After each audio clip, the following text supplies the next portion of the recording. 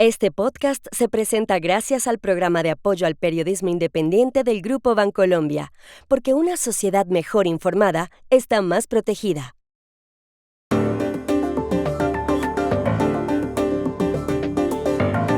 En Colombia se ha suscitado tremendo debate sobre el anuncio de Petro de convocar una consulta popular en torno a leyes laborales. ¿Qué hay detrás?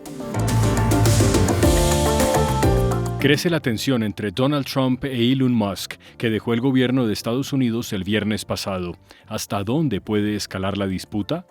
En España se anunció ayer un cambio en la dirección del diario El País, buque insignia del Grupo Prisa, donde hay conflictos. Hoy los datos. Hola, bienvenidos a Y esto no es todo, el podcast del Georgetown Americas Institute de la Universidad de Georgetown en Washington, D.C. Soy Juan Carlos Iragorri, desde Madrid. Soy Paz Rodríguez Niel, desde Buenos Aires. Soy Jorge Espinosa y estoy en Bogotá. Es jueves 5 de junio y esto es todo lo que usted debería saber hoy.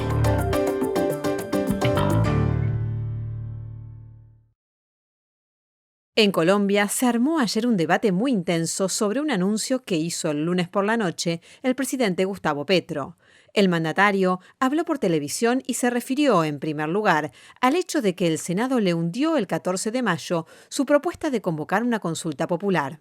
La consulta era la forma como Petro pretendía que los ciudadanos se pronunciaran sobre el proyecto de reforma laboral que una comisión del Congreso le había rechazado 2 meses antes, en marzo. Por eso, impactó el anuncio presidencial de este lunes por la noche. La Corte Constitucional tendrá en sus manos no otra instancia judicial, sino la Corte Constitucional, el decreto de convocatoria a consulta popular que haré en esta semana. Sé que me va a caer todo y sé que voy a acelerar las amenazas que hay sobre mí, pero es que el pueblo debe expresarse porque es el dueño del poder político en Colombia. No hay ningún otro dueño. Entre los puntos del proyecto de reforma de Petro están, por ejemplo, que la jornada laboral diurna vaya de 6 de la mañana a 6 de la tarde, que el recargo para pagar las horas nocturnas sea del 75% y que el recargo de dominicales y festivos sea del 100%. Lo que llamó la atención del anuncio de Petro de convocar por decreto una consulta popular es que no cuenta con la luz verde del Senado. Varios partidos políticos rechazaron eso ayer y algunos hablaron de golpe de Estado, tesis que comentó el ministro del Interior, Armando Benedetti.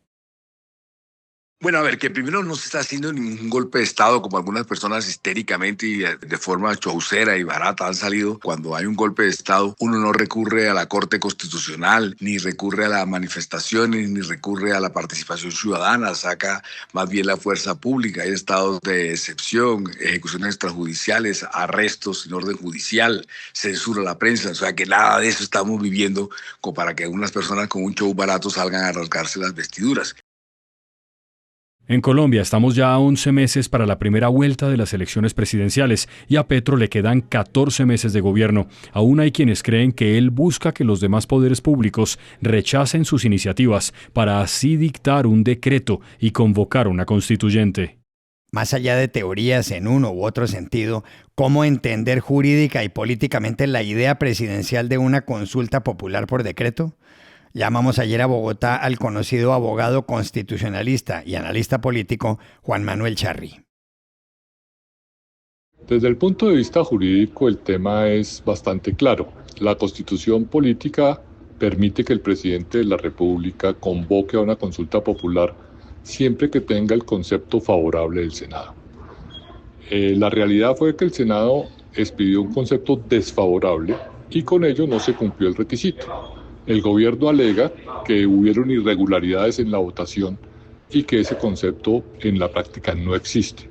Ese es un concepto equivocado. Y además la conclusión de inexistencia tampoco sería válida porque lo que se requiere es tener el concepto favorable previo. Si no lo tiene, pues falta el requisito constitucional. Y en consecuencia, pues no podría convocarse la consulta popular. Algunos creemos que la organización electoral podría no aplicar el decreto al verificar que le falta el concepto previo y favorable.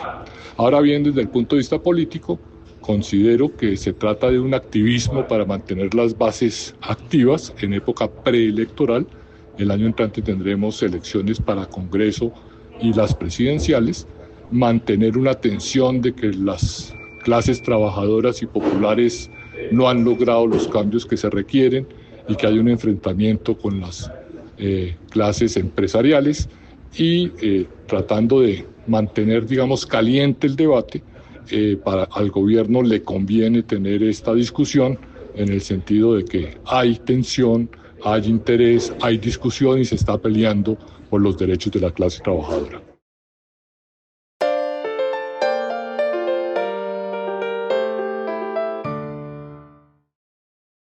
En Washington no hay conversación donde no salga a flote el distanciamiento de Donald Trump e Elon Musk.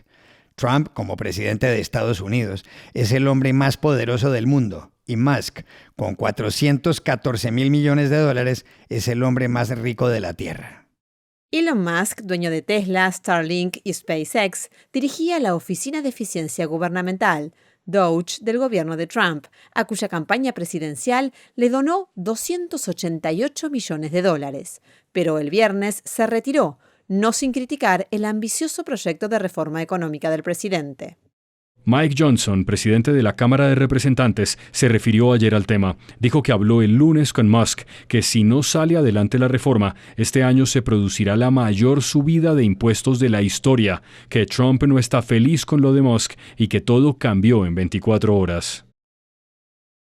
Well, I'll tell you, I called Elon last night and he didn't answer, but I hope to talk to him today. We're going to have the largest tax increase in U.S. history at the end of the year if we fail, and all the other calamities that we've talked about. So we've got to get it done, and I think Elon understands the weight of that, and I hope he comes around. I'd love to talk to him this week, and I hope he calls him back today.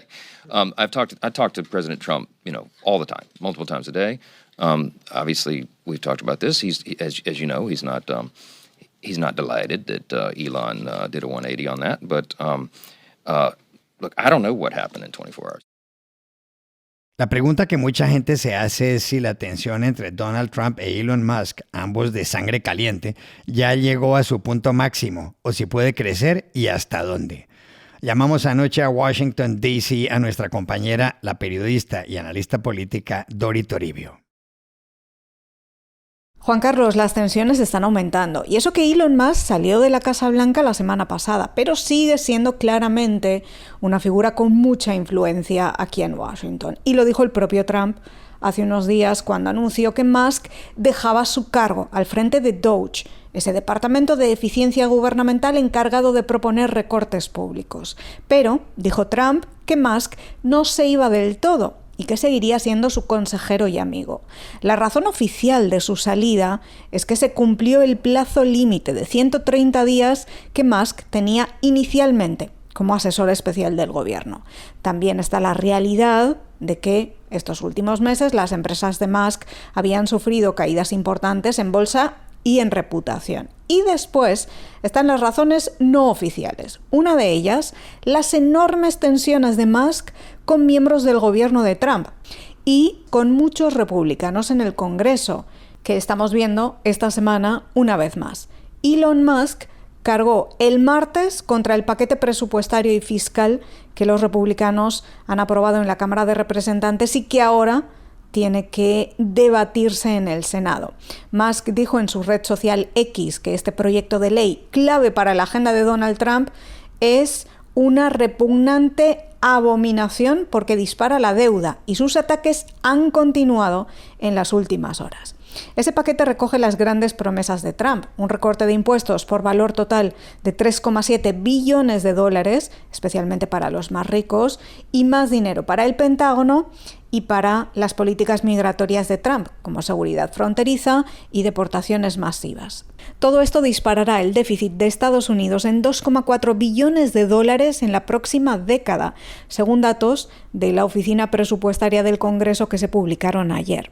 Elon Musk ha dejado claro su disgusto, algo que no ha gustado nada en la Casa Blanca, porque el multimillonario vino a Washington a reducir el gasto. Pero esa no es la única razón por la que Musk está molesto. Según Axios, la legislación recorta el crédito fiscal para los vehículos eléctricos que beneficiaba a empresas como Tesla, de Elon Musk, tampoco ha conseguido todos los contratos con el gobierno que esperaba para Starlink, su otra compañía de sistema de satélites, ni, al menos de momento, ha conseguido que Trump nombre al frente de la NASA a Jared Isaacman, un fuerte aliado de Elon Musk. Y una cosa más, también dice Axios que Musk no se quería ir de la Casa Blanca y que trató de quedarse, pero no pudo.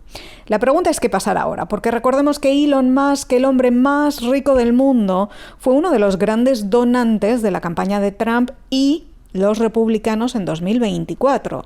Y él mismo ha dicho estar ya muy decepcionado con la política.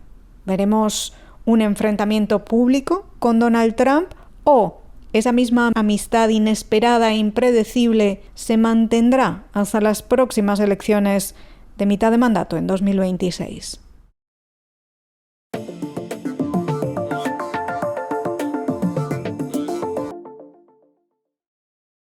Este podcast se presenta por cortesía de Movistar Empresas, el aliado que está transformando y potenciando negocios en toda Hispanoamérica con soluciones digitales en cloud, IoT, seguridad, conectividad, Big Data y advertising. Movistar Empresas, siempre el camino seguro. Y este podcast se presenta con el apoyo del Grupo Tecnoglass, el poder de la calidad. Diseñamos, fabricamos y comercializamos vidrios, ventanas y fachadas de calidad mundial. Más información en www.tecnoglass.com. Aquí en España se produjo ayer una noticia de gran relevancia en el mundo de los medios de comunicación. Los directivos del influyente diario madrileño El País anunciaron su intención de nombrar como directora Jan Martínez Arens, en reemplazo de Pepa Bueno, que ocupaba el cargo desde 2021. El nombramiento, para formalizarse, debe ser aprobado por el comité de redacción.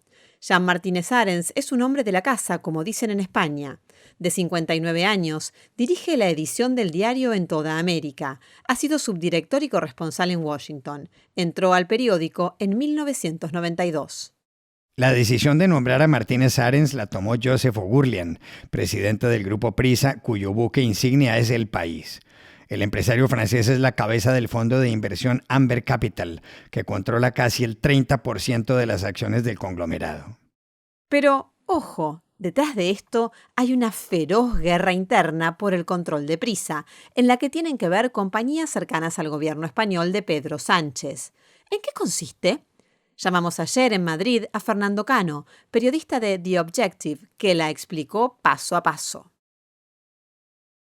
Bueno, para entender la guerra de Prisa y del gobierno español, yo creo que tenemos que viajar el año pasado, a mediados de año, cuando el gobierno español empezó a deslizar la posibilidad de tener una licencia o lanzar al concurso una nueva licencia de televisión en abierto para poder emitir en todo el territorio nacional. Esta licencia pues encajaba en los planes del gobierno para tener una nueva apoyo o un altavoz mediático, y en ese mismo instante se empezó a especular con que esa licencia, pues incluso antes de tener una licitación, ya tenía dueño, y era el Grupo Prisa. Pues en este sentido, el equipo audiovisual del Grupo Prisa y su director de contenidos, José Miguel Contreras, empezó a elaborar el proyecto de la mano con Carlos Núñez, que por ese entonces era el consejero delegado de la división de medios del Grupo Prisa. Y a partir de ahí, pues entraron en un tira y aflojas con el presidente del grupo, Josep Oghurlian, para que este diese el visto bueno al proyecto. Durante varios meses estuvo, disputando esa posibilidad, se llevaba los consejos y finalmente en febrero de este año se produjo el quiebre definitivo, en el cual pues Oghurlian lleva al Consejo de Administración de la compañía el proyecto, que es rechazado por unanimidad por los consejeros, que recordemos son la mayoría afines a Josep Oghurlian, y se emitió un duro comunicado público diciendo que el grupo rechazaba totalmente entrar en el negocio de la televisión. A partir de ahí, pues al día siguiente se produce la salida, fue forzosa, pero en términos prácticos fue una dimisión de Carlos Núñez, el consejero de Prisa Media, y a los pocos días fue despedido de la compañía José Miguel Contreras. ¿Qué hay detrás de todo esto? Pues detrás de todo esto está la guerra por el control editorial de la compañía. José Miguel Contreras y también Carlos Núñez en su última etapa, pues fueron una suerte de vigilantes de que la línea editorial del Grupo Prisa estuviese en manos del gobierno y que fuese una suerte de altavoz del gobierno español, del PSOE y de Unidas Podemos, que son los miembros de la coalición de gobierno. ¿Qué pasa? Pues que Orguglian, con esta maniobra, pues intentó recuperar el control editorial, además del control de la gestión de la compañía que ya tenía, sabiendo también que estos mismos Contreras y su grupo de socios, que son dueños del 7% de la compañía a través de Global Alconada, unido a otros dos accionistas que son Diego Prieto y Adolfo Utor, pues llevaban varios meses también intentando, en paralelo a sus intentos para sacar adelante el canal de televisión, pues descabalgar a Orguglian de la dirección de la compañía. No lo lograron porque no lograron los apoyos necesarios y en ese momento pues empezó una guerra a partir de febrero, una guerra sin cuartel entre los dos grupos, el grupo de Contreras y Alconada apoyado por el gobierno para intentar que tomara el control de la compañía, sumando la cantidad suficiente de accionistas para poder sacarle del cargo. Esto no se logró tampoco en segunda instancia porque Orguglian logró conseguir a través de una ampliación de capital y de bonos convertibles el control de la compañía, indirectamente actualmente controla casi el 40% e incluso sumando todo el resto de los opositores pues ya no pueden sacarle, cosa que se manifestó en la última Junta General de Accionistas, donde pues en un paseo militar él no tuvo ningún problema para ser refrendado en su cargo de presidente. A partir de entonces, casi prácticamente el día siguiente de la Junta de Accionistas, pues Orguglian empieza a ejecutar esta serie de movimientos en los medios del grupo pues para sacar a todos los más cercanos al gobierno y a Pedro Sánchez, que es el presidente de gobierno, y a partir de ahí pues poner gente que sea más también de izquierdas, pero que no tenga esa cercanía y esa fidelidad con el gobierno. Y estas son otras cosas que usted también debería saber hoy. En Bolivia, más de 10 policías sufrieron ayer heridas de diversa gravedad durante la tercera jornada de bloqueos en vías del departamento de Cochabamba, en el centro del país. Quienes protestan piden soluciones para la crisis económica y piden también que se le permita al expresidente Evo Morales participar en las elecciones de agosto. La justicia boliviana ha dicho que eso es inconstitucional, pues él ya gobernó 2 mandatos.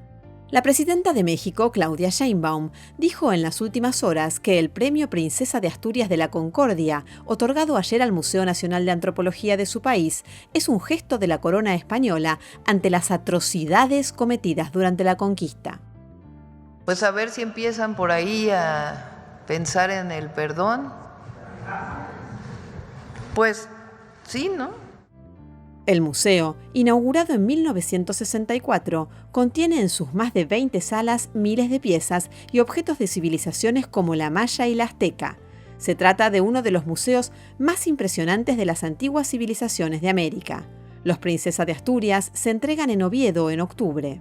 El mítico edificio Chrysler de Manhattan, que con 319 metros fue el más alto del mundo entre 1930 y 1931, cuando lo desbancó el Empire State, ha vuelto a salir a la venta. La austriaca Signa, una de las 2 compañías que lo adquirieron en 2019 por $150 millones, se declaró insolvente. Otro problema es que quien lo compre tendrá que pagarle a la Universidad Cooper Union, propietaria de la tierra, un arrendamiento de $83 millones anuales. El Chrysler es una auténtica joya Art Deco. Y aquí termina Y esto no es todo, donde siempre habrá más. En la producción estuvo John F. Burnett. Pueden suscribirse a este podcast en nuestro sitio web y esto no es todo.georgetown.edu, seguirnos en nuestras cuentas de X y de Instagram, @y esto no es todo, y buscarnos en nuestro canal de YouTube. Gracias por oírnos. Chao. Hasta la próxima.